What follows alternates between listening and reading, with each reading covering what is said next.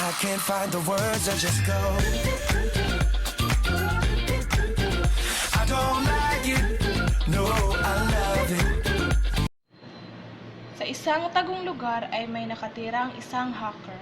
Ang pangalan niya ay Light Yagami.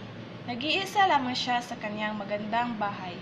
Sa loob ng kwarto niya ay makikita mo ang maraming computer na ginagamit niya sa kanyang panghahack. Dito siya nag-iisip at nag-iensayo.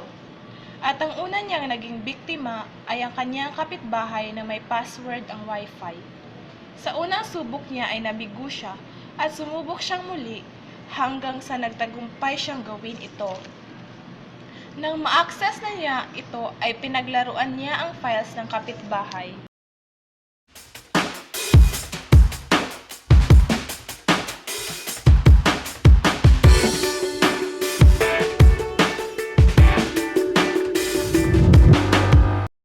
Teka! Ano nangyari dito? Lagot na yung mga fans ko sa Wattpad, anime at extra pictures, songs at videos. At lalo na yung moment namin ni Crush. Anong gagawin ko dito?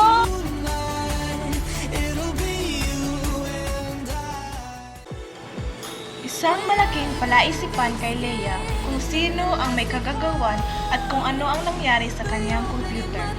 Humingi siya ng tulong sa isang eksperto, ngunit nanatiling isang misteryo kung sino ang salarin at kung ano ang kanyang pakay. Dahil sa kanyang natamong tagumpay, ay naisipan niyang manghack ng mas malalaki at kilalang kumpanya. Ano kaya kung subukan kong i-hack ang Google company?